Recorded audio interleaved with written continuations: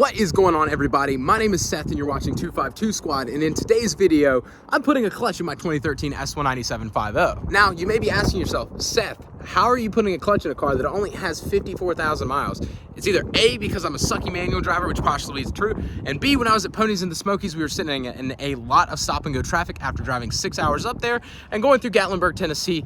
It got really hot, and even when I was not giving it gas going downhill and just slipping it out in first, it started stuttering like I fried the clutch. And since then it hasn't driven right. It slips a lot, even under throttle and even like third gear. So we're putting a McLeod in it and we're gonna fix that problem right now. So let's get into the bay and let's get started. 1, 2, 3!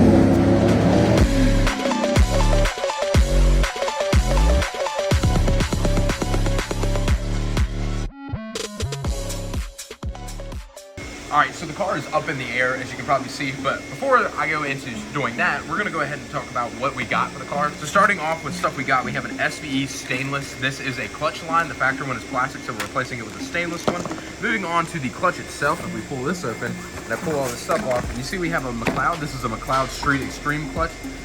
Clutch and a pressure plate here with the alignment tool. And then in the other box here, we also have a lightweight 20-pound flywheel for it. So we're getting McLeod flywheel, clutch, and stainless clutch line here for it, and everything's gonna go well together, hopefully work together, and we're gonna get it in the car because the one that's in there is currently very fried. So got the car in the bay, starting off with the inside of the car. So I went ahead and removed everything to take out the linkage assembly for my MGW. So I've got the center console and everything out. As you can see, the MGW is exposed. I'm actually thinking I'm gonna try to leave this how it is and drop everything down through the bottom. If I can't do that, I think I'm gonna have to take all this off, but I'm gonna try to attempt to drop it all out through the bottom. All right, now that I got the car up in the air, I think I'm gonna start with taking out the X pipe and then disconnecting the drive shaft from the front of the transmission jack there. So I did a little bit more than what I said. I did get the X pipe off here, got the drive shaft down, went ahead and put a transmission jack underneath the transmission and removed these cross member bolts. So now I'm gonna lower the transmission down just a little bit, unplug a bunch of connectors and stuff, and then see access to the bolts and whatever else I need to remove. So now that I've gotten a bunch of this stuff unplugged, I'm getting ready to undo this clutch line. So essentially I'm gonna take my pocket screwdriver and get in here behind this clip, pull it out, and then I'm gonna be able to push the line upwards. And of course it's gonna drain all the brake fluid right down onto your face, but good luck with that. Alrighty, so we did get the transmission out. It is over there. The reason I did not film is because it was a pain because I left my catalytic converters in, and you're supposed to take these things out, and I left it in, and that was a little bit of a pain. And then I also have an MGW shifter, and that was a little bit of a pain to get out simply because it sticks way up and it causes it to bind a little bit coming out.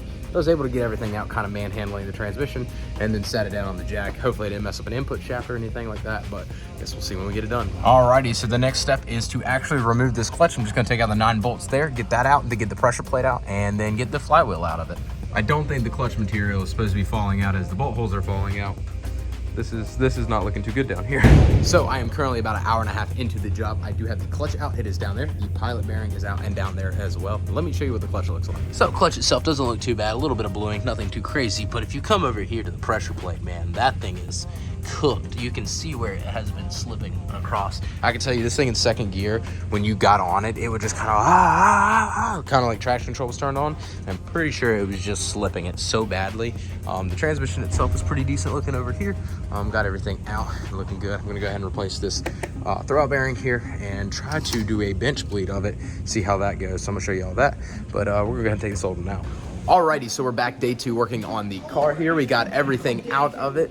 Jordan's back there because he actually has to work today, unfortunately, and I'm just getting my car fixed.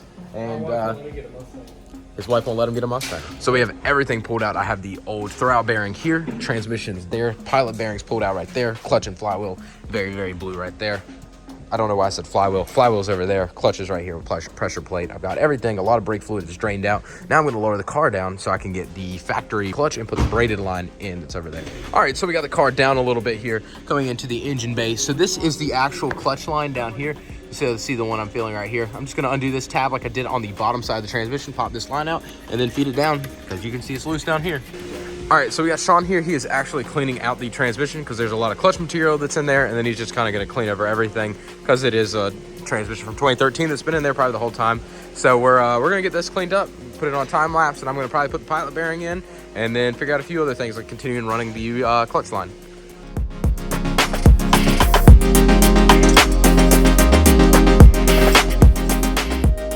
So we got the dowels installed here in the flywheel, and then we just test up the pressure plate just to make sure everything fits. Everything does look like it lines up pretty good as far as that goes. So now it's getting ready to slap the flywheel back up in the car. Already got the pilot bearing in, so we're gonna slap the flywheel up in the car and then get the clutch aligned and everything like that and get that set.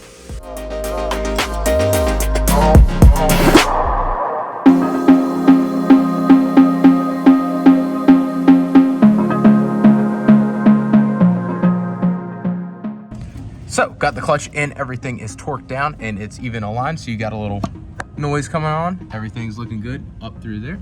So I guess it's time to get ready to slap the throwout bearing back in the transmission and then get the transmission back up in the car. So to help with the overall bleeding process, what we're doing is taking the new throwout bearing, sticking it in a bottle of .4 and pumping it up. And what it's doing is it's pushing and sucking fluid through the throwout bearing there, and it's causing it to get fluid into it. That way, when we go to install it in the vehicle, there's already fluid in here and this is already slightly bled.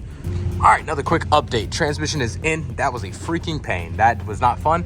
Got the MGW reinstalled on the vehicle here. So set it in a gear like that where I can move it. Now I got to put the bracing underneath and pick the thing back up. I do also have got all the electrical connectors all the way around reinstalled up here. So hopefully everything goes well there.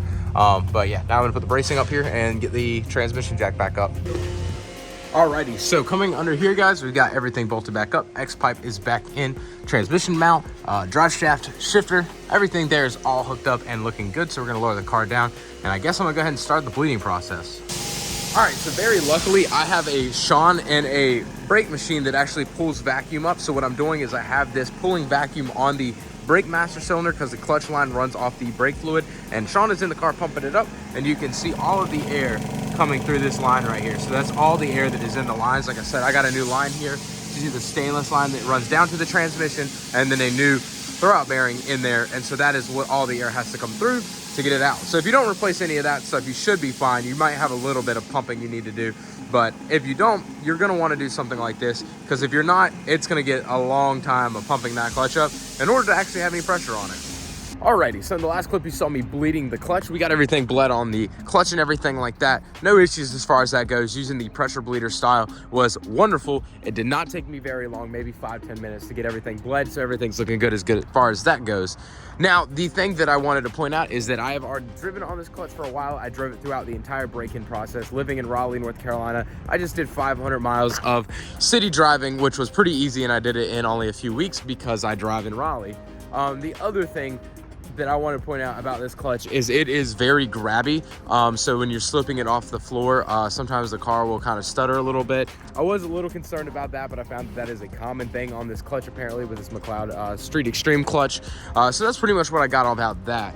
Now I will be making a further more in-depth video with a review about the clutch and how that goes. But as far as the install goes, this is pretty much it as far as that goes. Wasn't too bad, actually doesn't take that long to do. The MTD2 and everything is pretty easy to pull out of this car. I will give Ford props on that. Didn't really have too many issues with it.